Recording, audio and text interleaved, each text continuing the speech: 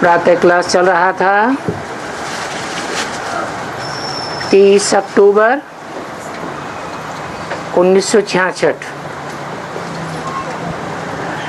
रविवार को पहले पेज के मध्याह्न में बात चल रही थी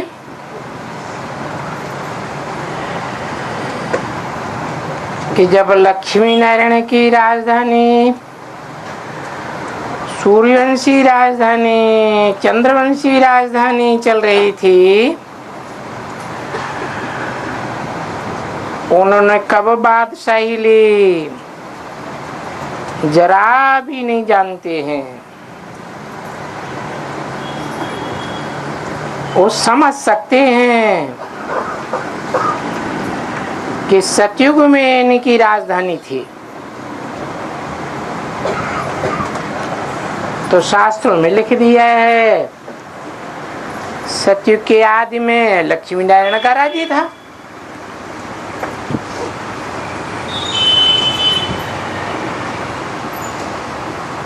फिर सतयुग के लिए कहा जाता है कि लाखों वर्ष हो गए।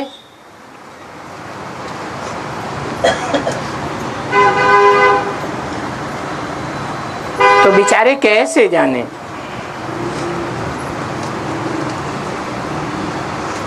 वो राजा ही कैसे ली? लाखों वर्ष की हिस्ट्री तो कोई जान भी न सके।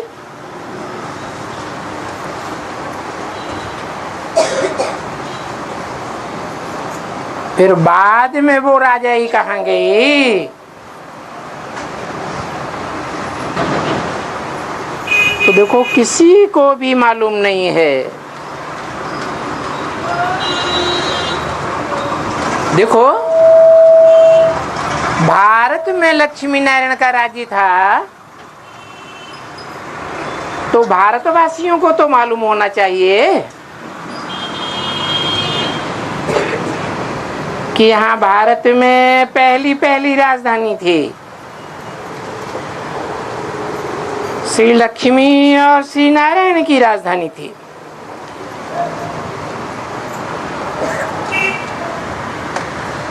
और उस 16 कला संपूर्ण राजधानी में सतयुग था। तो देखो बाप भी समझाते हैं सबको, भारतवासियों को, कि पहले यही चित्र हैं। कौन से? लक्ष्मी नारायण के। भले सोमनाथ मंदिर पहले बना, परंतु सोमनाथ मंदिर में जो शिवलिंग दिखाया है निराकार की यादगार, वो कोई चित्र थोड़े ही है। वो तो चित्र के विपरीत चित्र है, विचित्र है।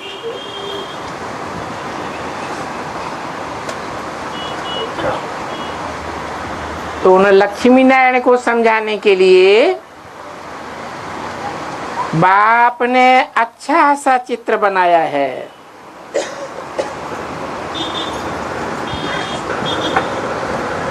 वो चित्र बच्चे बनाते जाते हैं इनका।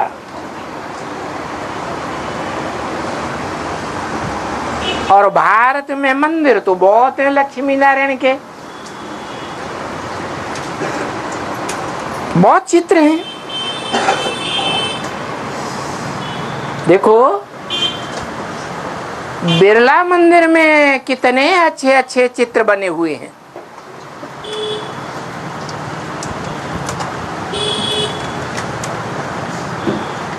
भारत में और भी तो साहूकार हैं, उनका नाम क्यों नहीं लिया है?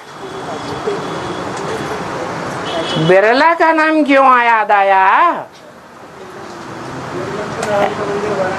क्योंकि वही बिरला व्यापारी है जिसकी यादगार भक्ति मार्ग में तैयार होती है।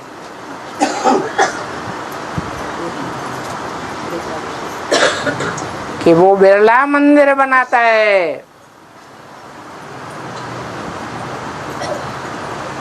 जिस बनाने वाले की यादगार है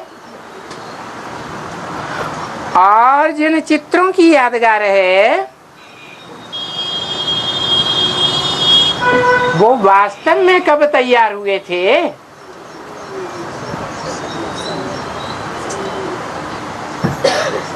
वो किसी को पता नहीं है। बाप कहते हैं ये भक्ति मार्ग में जो भी जड़ चित्र हैं नंबर बार वो सब मैं आकर के तैयार करता हूं कलयुग के अंत में और सतयुग के आदि में, जिसे पुरुषोत्तम संगम युग कहा जाता है। उसे ही पुरुषोत्तम संगम युग का क्यों कहा जाता है। संगम तो सतयुग त्रेता का भी है, त्रेता द्वापर का भी है, द्वापर कलयुग का भी संगम होता है। फिर कलयुग के अंत और सतयुग के आदि को ही संगम को प्रियोरिटी क्यों दे दी। क्योंकि आत्माओं का बाप न सतयुग त्रेता के संगम में आते हैं कि राम या कृष्ण के रूप में भगवान बनकर के आते हों, न द्वापर और त्रेता के संगम पर आते हैं।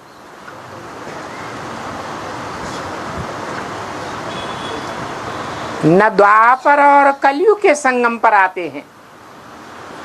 जो शास्त्रों में लिख दिया है कलंकी अवतार लेकर आया,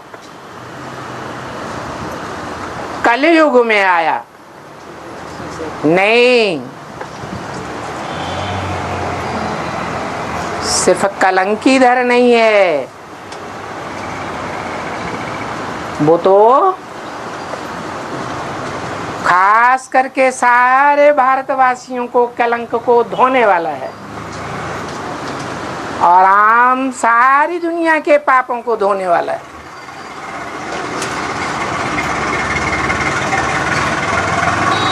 जो ये मंदिर बनाते हैं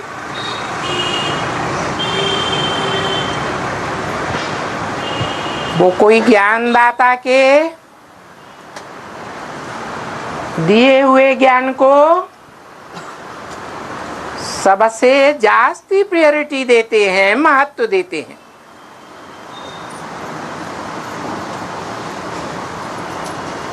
ज्ञान दान का बड़ा व्यापारी है। उसकी यादगार में भक्ति मार्ग में भी ये लक्ष्मी नारायण के जड़ मंदिर बनाने वाला बिरला व्यापारी गाया हुआ है और वो जड़ मंदिर भी कितने सुंदर सुंदर विशाल भव्य बने हुए हैं।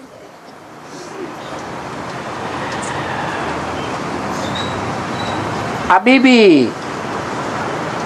वो लक्ष्मी नारायण का मंदिर बहुत भव्य और बढ़ाते चले जाते हैं।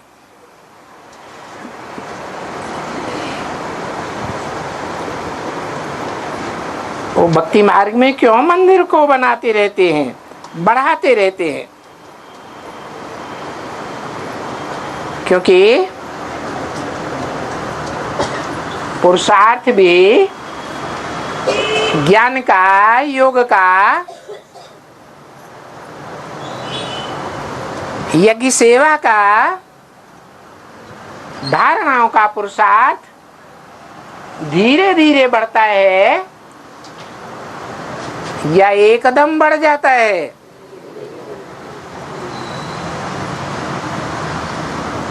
तो बताते हैं कि न लक्ष्मी नारायण का जन्म कब हुआ? जन्म होने के बाद ही तो पुरुषार्थ करेंगे, और पुरुषार्थ में कोई हथेली पर आम नहीं जमाया जा सकता। धीरे धीरे पुरुषार्थी जीवन में वृद्धि होती जाती है। तो मंदिर भी भक्ति मार्ग में धीरे धीरे बड़े बड़े होते जाते हैं।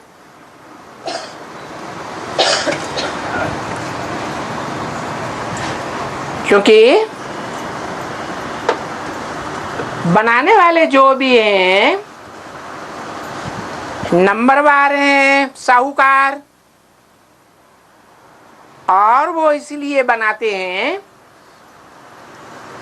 कि हमारे धन की वृद्धि होती रहे। ये भावना कहाँ से आती है? इस भावना का फाउंडेशन कहाँ पड़ता है? जब भगवान संगम युग पर इस सृष्टि पर आते हैं तो ज्ञान धन बढ़ने का भी भावना बढ़ती रहती है। धीरे धीरे ज्ञान लौकिक दुनिया की तरह बेसिक में एडवांस की ओर जाता रहता है।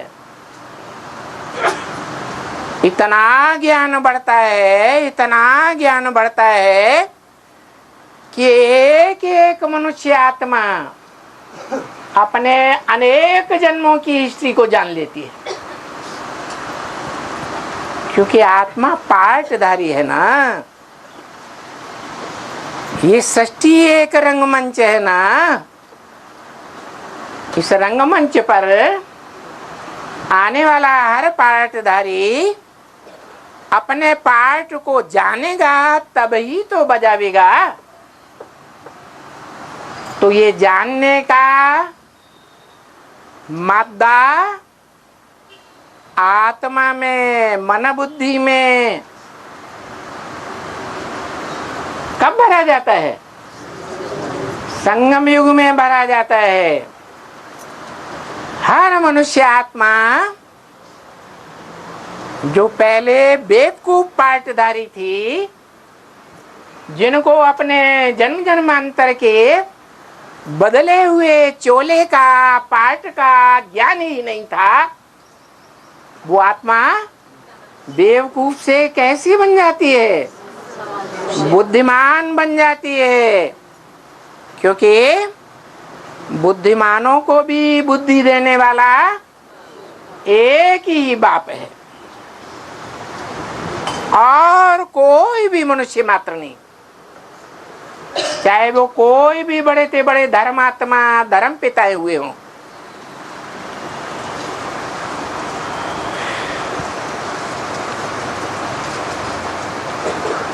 तो देखो, मंदिर बनाने वालों की आशा होती है कि हमारे धन की वृद्धि हो,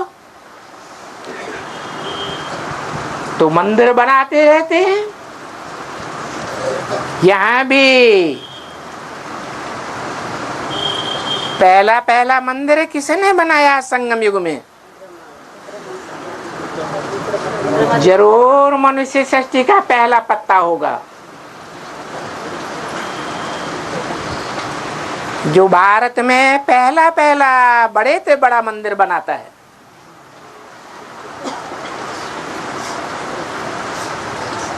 कहाँ बनाता है? अहमदाबाद में ही। क्यों?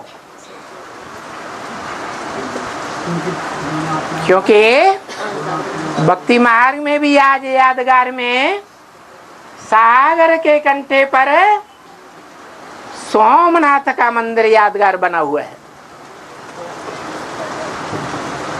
तो सागर है, चैतन्य ज्ञान सागर है,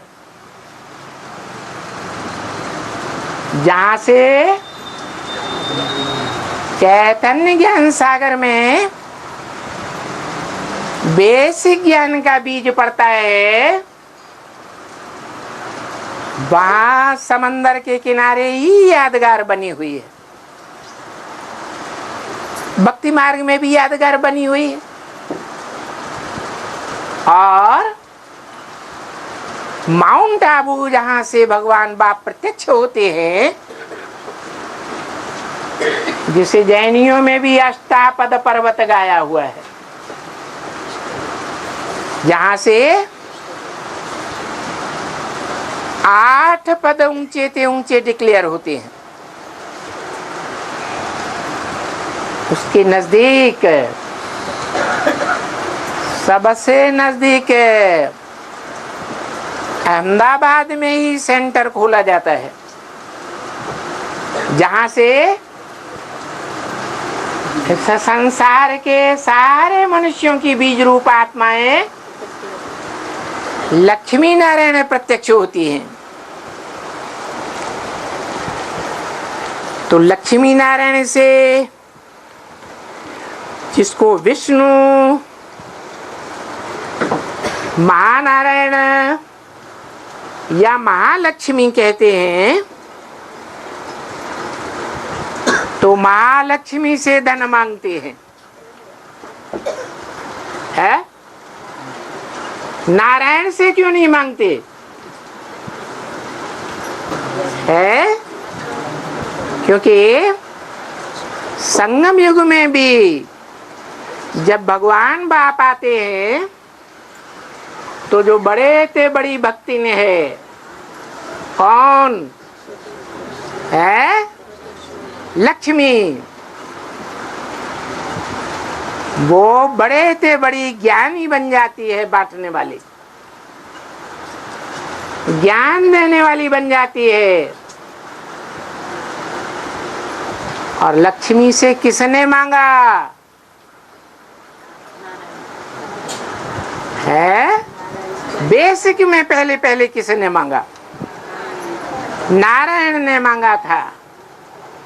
इसलिए जो भी मनुष्य मात्र हैं, सब नारायण को फॉलो करते हैं। किससे धन मांगते हैं? लक्ष्मी से धन मांगते हैं। 30/10/1966 की वाणी का दूसरा पेज। और कब मांगते हैं? है भक्ति मार्ग में दीपावली पर मांगते हैं,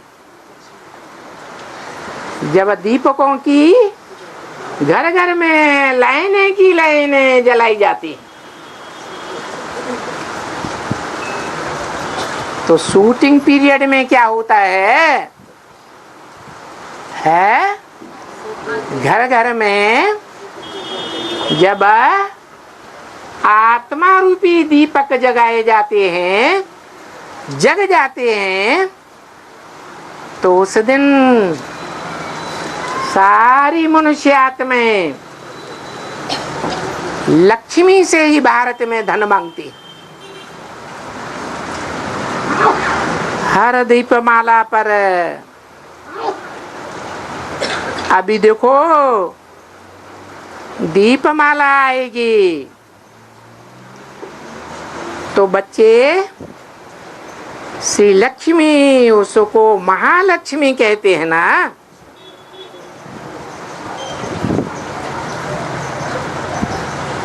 चार भुजाएं हुई ना, क्यों?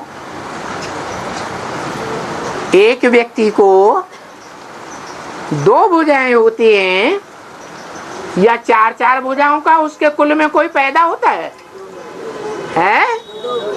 2 भुजाएं होती हैं, परंतु 2 आत्माएं हैं। एक है लक्ष्मी, जिसे छोटी माँ कहा जाता है, और दूसरी है जगदम्बा, जिसे बड़ी माँ कहा जाता है। दोनों आत्माओं के संस्कार मिलकर के एक हो जाते। लक्ष्मी को महागौरी कहते हैं और जगदम्बा जब तमो प्रधान बनती है तो उसे महाकाली कहते हैं। दोनों के संस्कार मिलकर के एक हो जाए तब महालक्ष्मी कहा जाता है।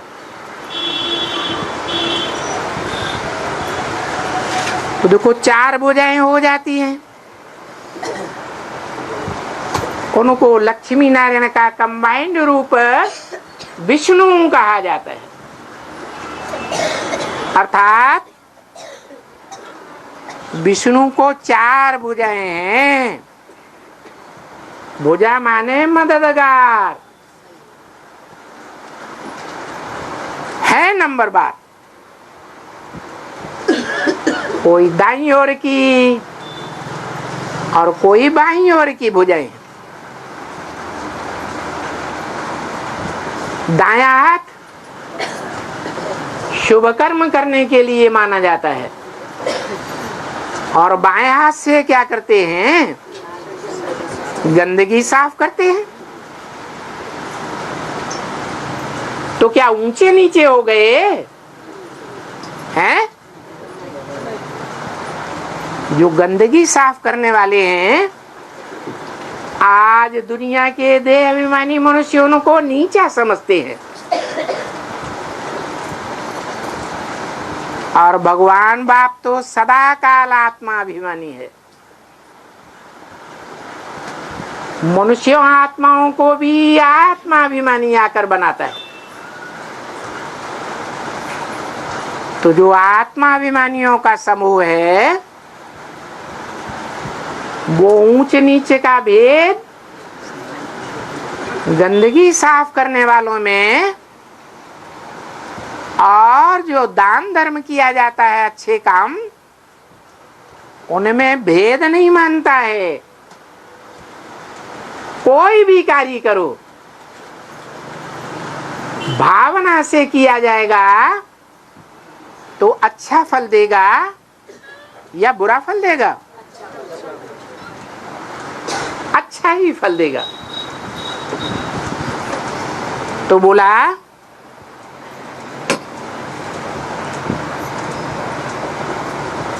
ये 4 आत्माएं हैं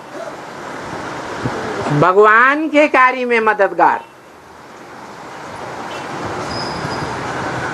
दाईं ओर की जो 2 भुजाएं हैं उनमें है लक्ष्मी। कौन सी?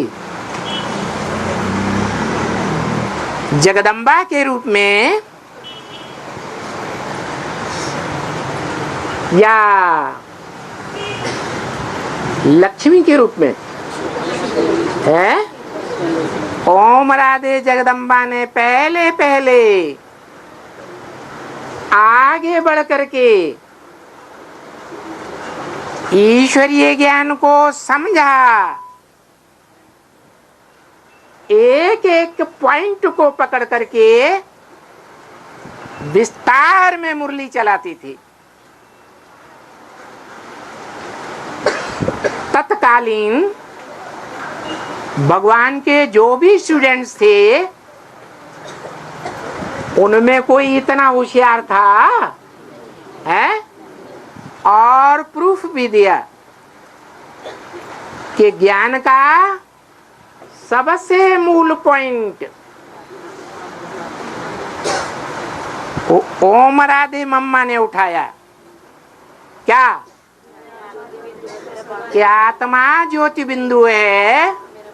अणोहणियांसम गीता में गाई हुई है। अणु से भी अणु अत्यंत सूक्ष्म। तो जैसा बच्चा वैसा बाप।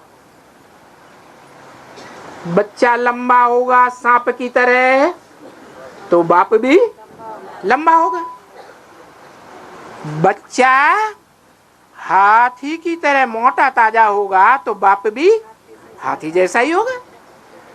आत्मा अति सूक्ष्म ज्योति बिंदु है तो आत्माओं का बाप भी ज्योति बिंदु ही होना चाहिए। तब से सारा ही ब्राह्मण परिवार जो पहले लाल लाइट के गोले को भगवान के रूप में याद करता था, वो भगवान को किस रूप में याद करने लगा है? हाँ, निराकार के रूप में याद करने लगा। जो निराकार रूप उस बड़े गोले के अंदर दिखाया जाता। वो बड़ा गोला लाल लाइट का साकार की यादगार और बिंदु उसमें आत्माओं के बाप की यादगार। इसलिए आज के जितने भी मंदिर हैं शिव के, जो दुनिया में बड़े से बड़ी तादाद में दिखाए गए, दुनिया की खुदाइयों में भी वो लिंग मूर्तियां सबसे जास्ती मिली। वो मंदिरों में वो साकार निराकार का मेल आज भी सिंगल शिवलिंग के रूप में पूजा जाता है। इससे साबित होता है कि वो निराकार आत्माओं का बीज है। जैसे हर मनुष्य आत्मा निराकार है। निराकार किसे कहा जाता है?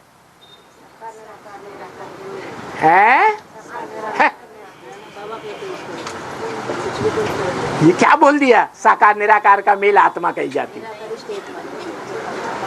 निराकार का अर्थ है जो इन आंखों से न देखा जा सके,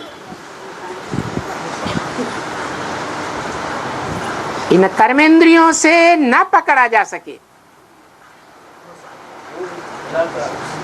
कर्मेंद्रियों से पकड़ नहीं हो सकती इसकी, क्योंकि कर्मेंद्रियां स्थूल हैं या सूक्ष्म है? स्थूल है। जैसे मलेरिया के कीटाणु होते हैं,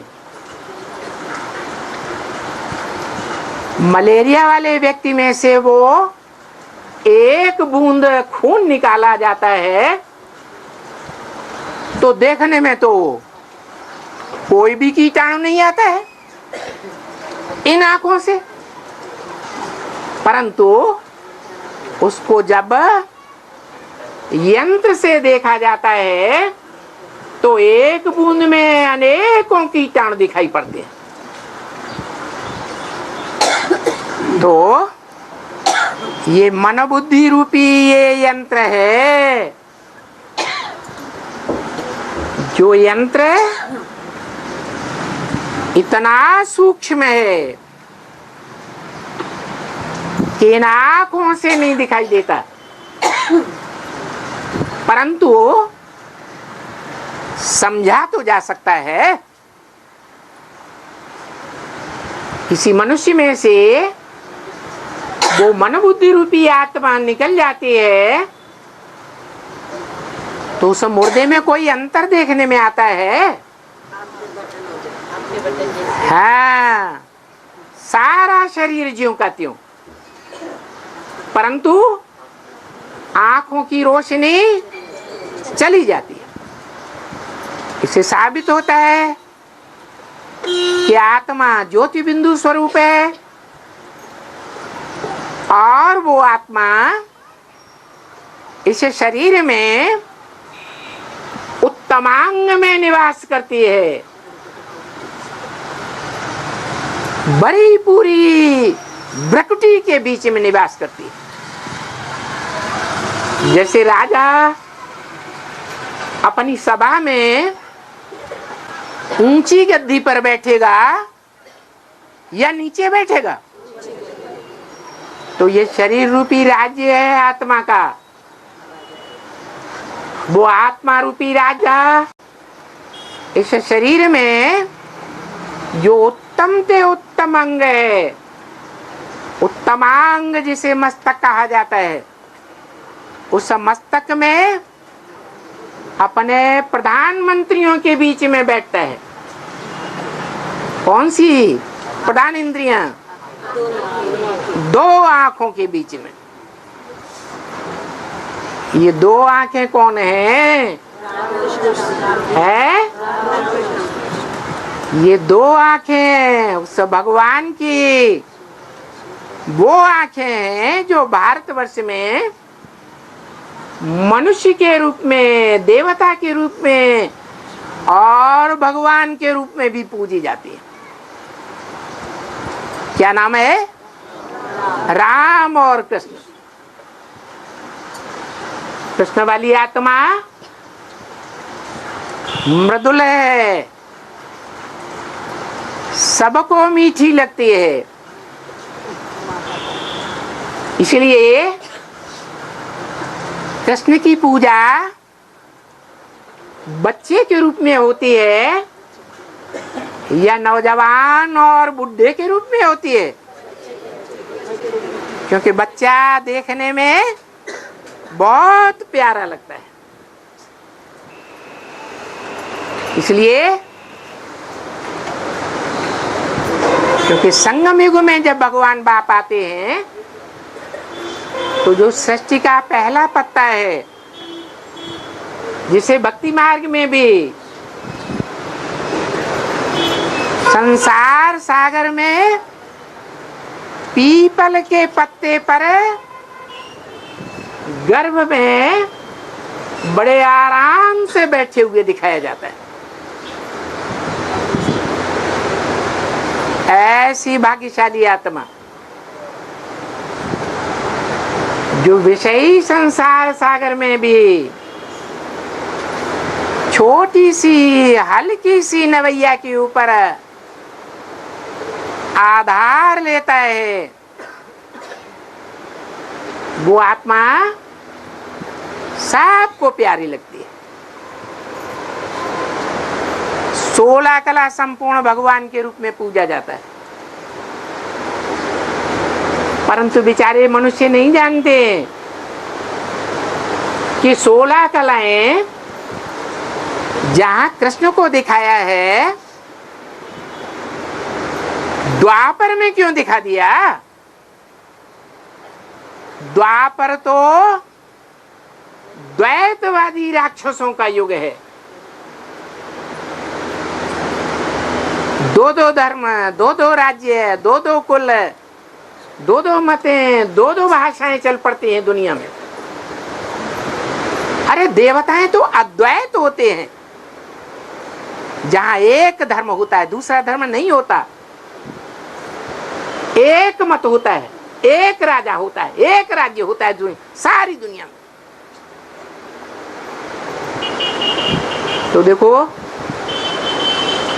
भक्त मनुष्य जो भी शास्त्रों का निर्माण किया और उसमें जो भी दिखाया, वो अज्ञान दिखाया या ज्ञान दिखाया? भक्ति मान ही भगाने वाली बुद्धि भागती रहती है। द्वापर युग से ही कोई मंदिरों में जाते हैं, शिव के मंदिरों में जाते हैं, राम के मंदिरों में जाते हैं, कृष्ण के मंदिरों में जाते हैं, भटकते रहते हैं। कोई कोई तो भारी तादाद में इस्लाम धर्म में कन्वर्ट होकर के काबा को अपना तीर्थ स्थान मान लेते हैं।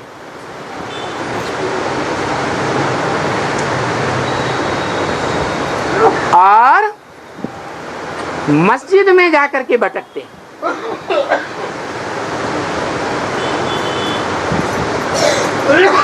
वो मस्जिद यादगार बनी हुई है। क्या होता है मस्जिद में? एक दीवार खड़ी करते हैं, उसके सामने बैठ करके इबादत करते हैं। वो जानते नहीं है कि ज्ञान मार्ग में ये विघ्नों की दीवार है जो उन इस्लामियों को, मुस्लिमों को आगे नहीं बढ़ने देती। उनकी कुरान को देखो और गीता को देखो, दोनों धर्म ग्रंथों में क्या अंतर है?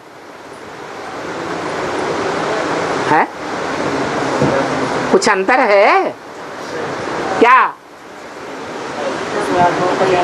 हाँ, ज्ञान का भंडार जितना गीता में है उतना दुनिया के कोई भी धर्म के धर्म ग्रंथ में नहीं है। और कुरान में क्या है?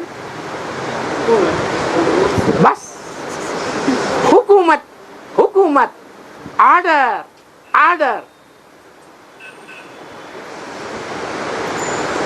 मिलिट्री राज्य। बात मानो तो मानो, नहीं मानो तो गोली। हाँ,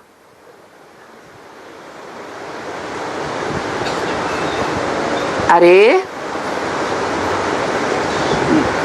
मनुष्य तो मन बुद्धि वाला है ना, जानवर तो नहीं है।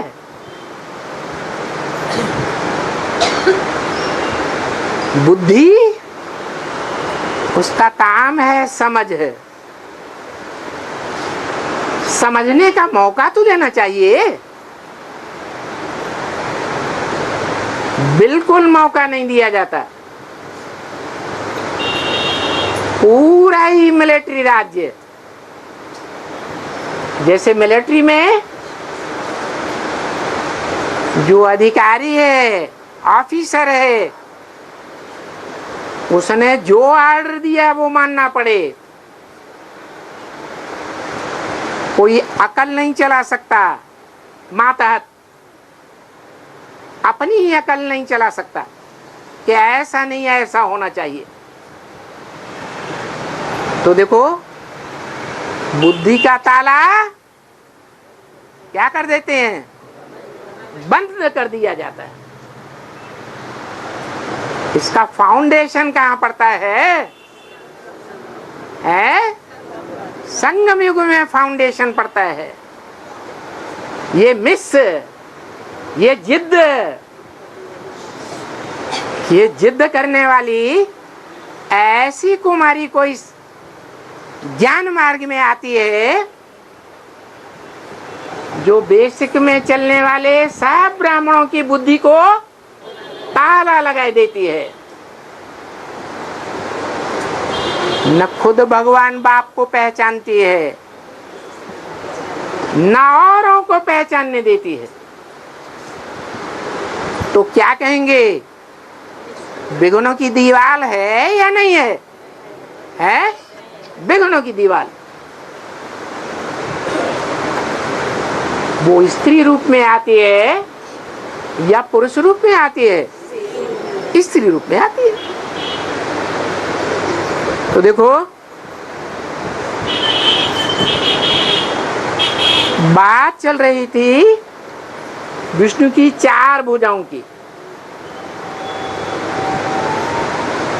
उनमें बुद्धि की देवी कौन कही जाती है भारत में? सरस्वती, जगदम्बा। बुद्धिमानों की बुद्धि की देवी। फॉलो किसको करती है? ब्रह्मा को फॉलो करती है। और ब्रह्मा की गोद में सिर्फ ऊंचे ते ऊंचे धर्मावलंबी सूर्यवंशी ब्राह्मण ही पलते हैं या नौकरियों के सभी ब्राह्मण पलते हैं?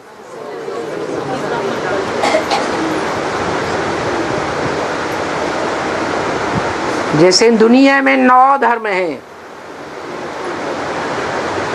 जो भगवान को मानने वाले हैं, भगवान से प्राप्ति करने वाले हैं। उन 9 धर्मों में जो भारतवासी हैं वही टाइम टू टाइम कन्वर्ट होते रहे। इसलिए भारत की जनसंख्या है कम होती गई दुनिया में, और दूसरे धर्म वालों की जनसंख्या बढ़ती गई। तो देखो, भारतवासियों ने अपने आप ही अपने को चमाट मारी। कैसे चमाट मारते हैं? है? कौन चमाट मारते हैं?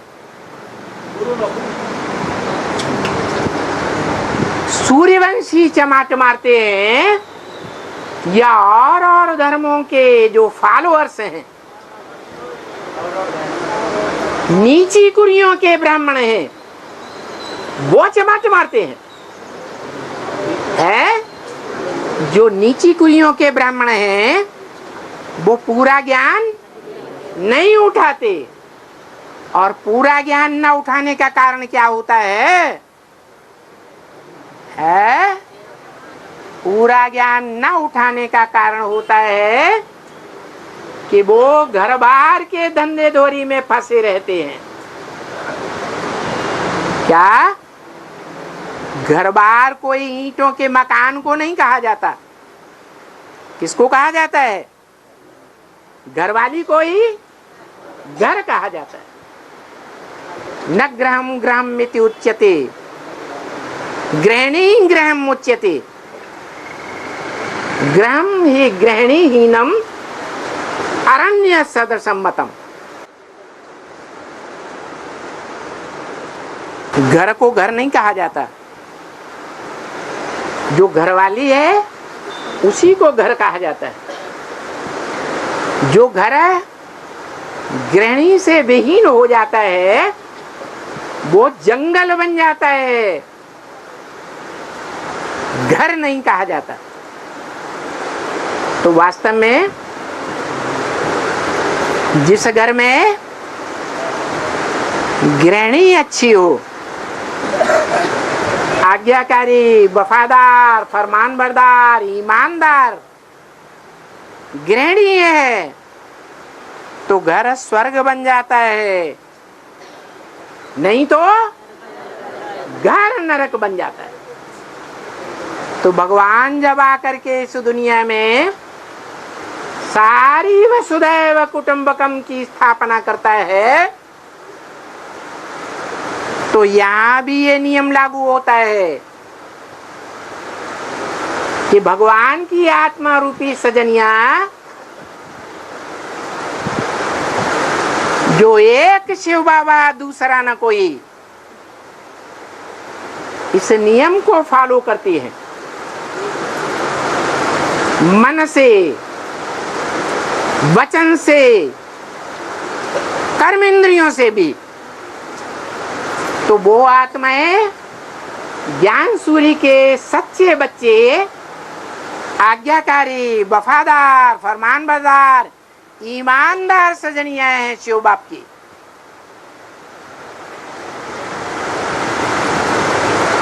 और जो बाकी कुरियों के ब्राह्मण हैं वो इस नियम को फॉलो नहीं करते हैं। कोई तो गांठ बांध लेते हैं कि हमें विकार में जाना ही जाना है।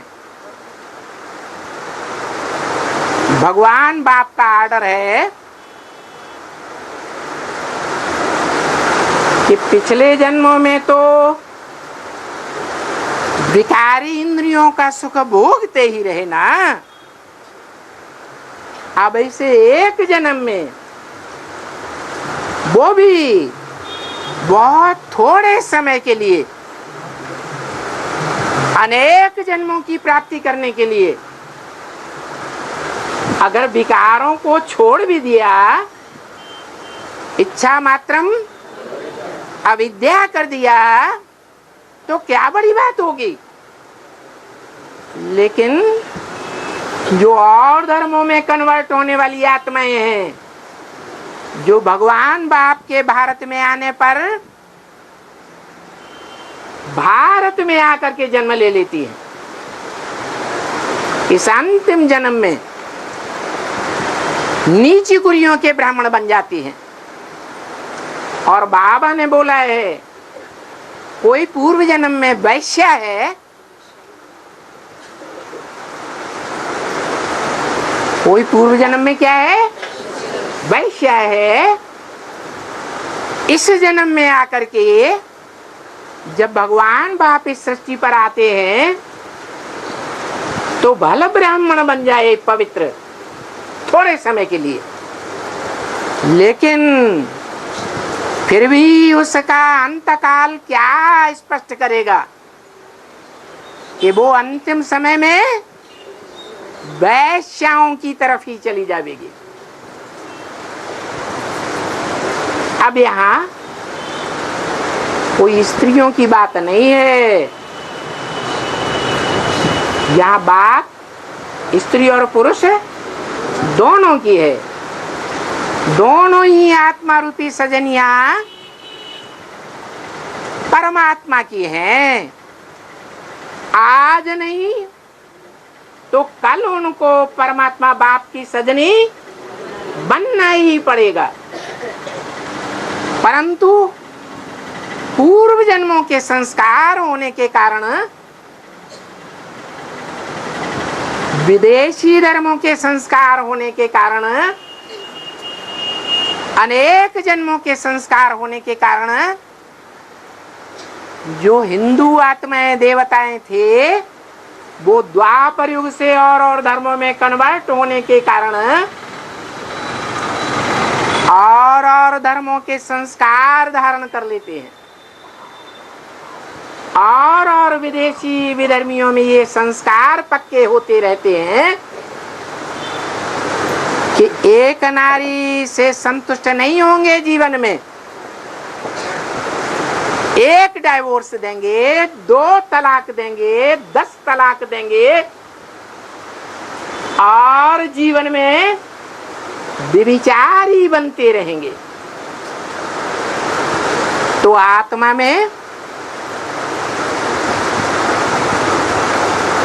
सद्भाव बनने के संस्कार हुए या वैश्यावृत्ति के संस्कार हो गए? वैश्यावृत्ति के संस्कार पक्के हो जाते हैं। वो ही आत्माएं अभी संगम युग में, जहां संगम में पुरुष रूप में जो आत्माएं हैं, मनुष्य है, उनके बीच में पुरुषोत्तम प्रत्यक्ष होता है। कैसा पुरुषों में उत्तम? नारायण किस आधार पर बनता है उत्तम?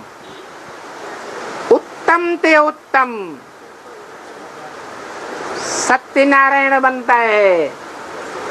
घर घर में सत्यनारायण की पूजा होती है और सतयुग में ही बनता है, जिस युग में राधा की दृष्टि कृष्ण में ही डूबेगी और कृष्ण की दृष्टि राधा में ही डूबेगी।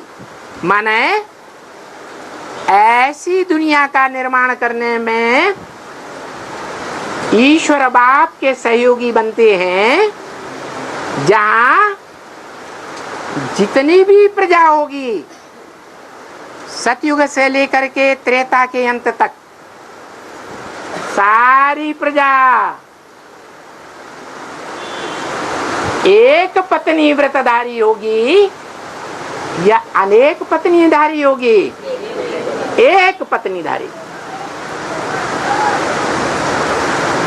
पत्नी भी एक पति को जीवन में धारण करने वाली। इतना ही नहीं, भगवान बाप आकर के एक जन्म की युगल जोड़ी नहीं बनाते हैं,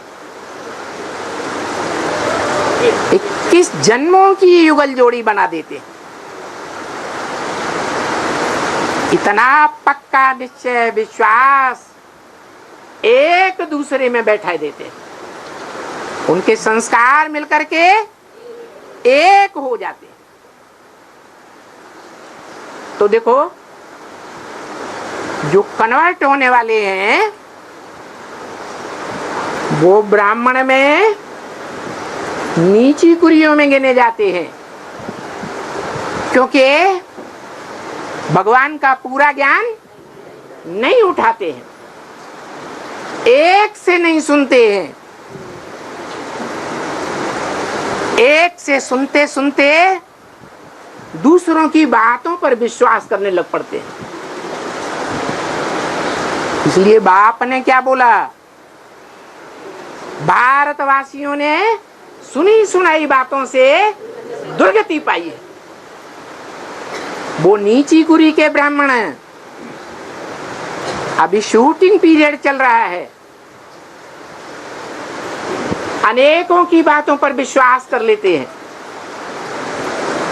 और एक जिसमें भगवान बाप को स्वीकार कर लेते हैं, निश्चय बुद्धि विश्वास धारण कर लेते हैं, उसको शक सुबह की दृष्टि से देखते हैं। जो बिना प्रूफ और प्रमाण के कोई बात नहीं कहता। भगवान बाप जो भी पढ़ाई पढ़ाते हैं वो सारी बातें ब्रह्मम वाक्यम जनार्दनम, ब्रह्मा की वेदवाणी है और वो वेदवाणी अकाट्य है, उसको कोई काट नहीं सकता। परंतु फिर भी अविश्वास बैठ जाता है, अनिश्चय बैठ जाता है। क्यों? क्योंकि भारतवासियों की आदत है सुनी सुनाई बातों पर विश्वास कर लेना।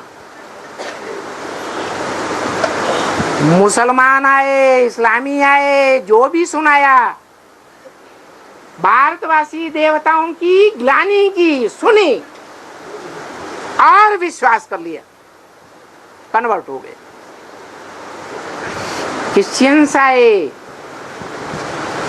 भारतवासियों की देवताओं की ग्लानि की और उस ग्लानि को सुनकर के कन्वर्ट हो गए। ये कन्वर्ट होना, ये संस्कार कहाँ के पड़े हुए हैं? 63 जन्मों के संस्कार पड़े हुए हैं। वो संस्कार बड़े प्रबल होते हैं।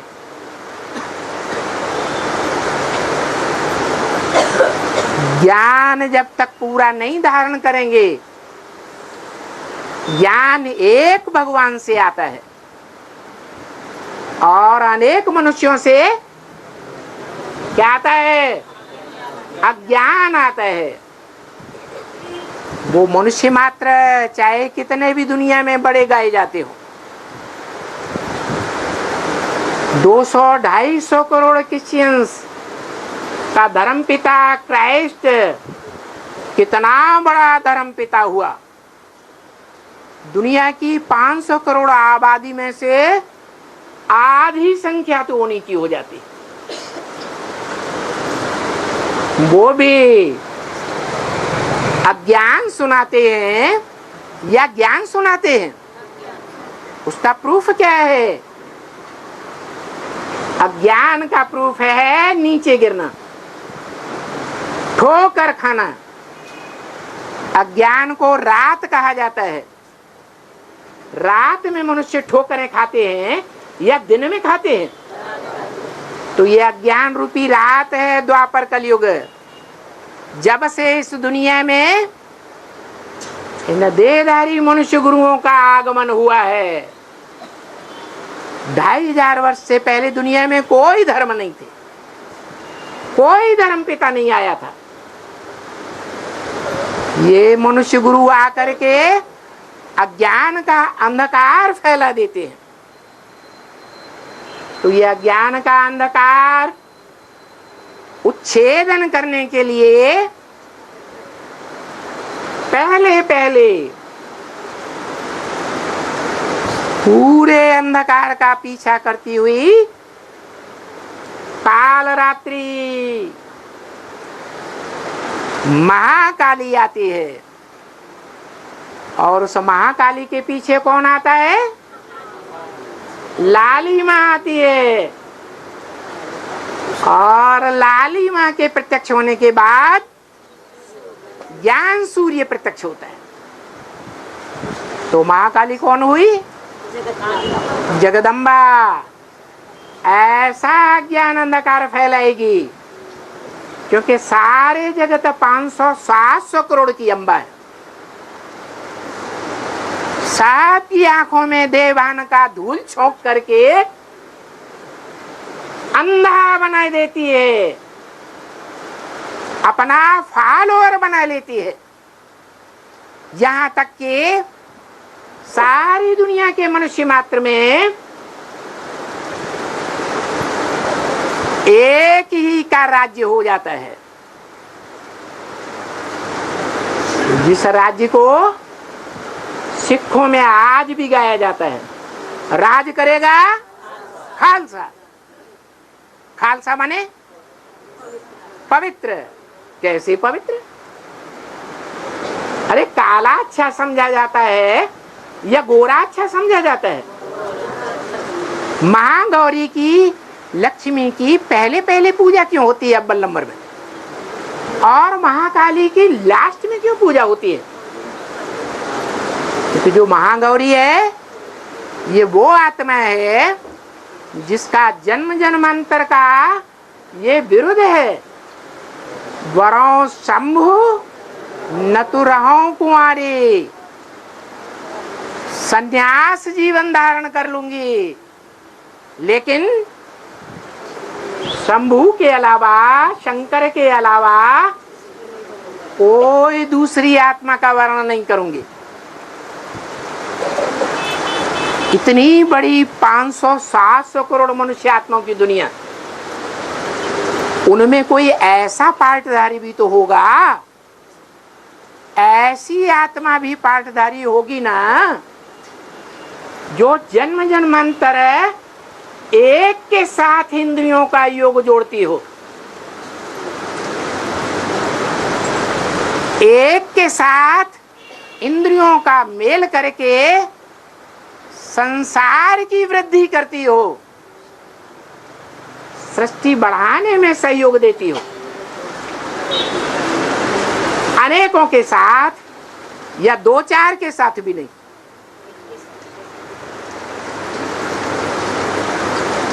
तो ऐसा पार्ट होगा या नहीं होगा?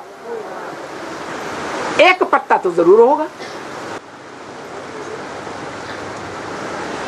वो है भारत माता। है क्या नाम दिया?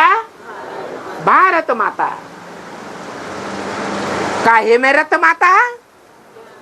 भा माने ज्ञान की रोशनी।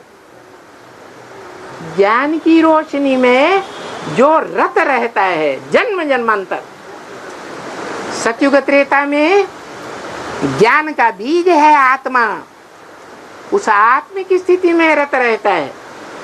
और द्वापर कलयुग में ज्ञान की बातों में ही रमण करता है। पहला पहला कौन है? जो द्वापर सतयुग के सत्व प्रधान द्वापर के आदि में पहला शास्त्र रचता है, व्यास। जो गीता में भी लिखा है व्यास प्रसादात्। व्यास की प्रसन्नता से हम भारतवासियों को ये गीता ज्ञान मिला। तो देने वाला मनुष्य आत्मा है द्वापर के आदि में, या भगवान है? मनुष्य आत्मा है, दाढ़ी मूछ वाला है। और वही दाढ़ी मूछ वाला आत्मा सतयुग के आदि का नारायण है। नार माने ज्ञान जल, आयन माने घर, जिसका ज्ञान जल में घर है। क्या? नेपाल में जब नई सृष्टि बनी थी तो पहले पहले नई दुनिया की पालना करने वाला कोई नेपाली संगठन था, जिसकी यादगार ऊंची स्टेज वाला राज्य आज भी भारत में नेपाल माना जाता है। वो नई दुनिया की पालना करने वाला वही नारायण है। जहां नेपाल में तालाब में, जिसे क्षीर सागर कहते हैं, विष्णु का मंदिर बना हुआ है।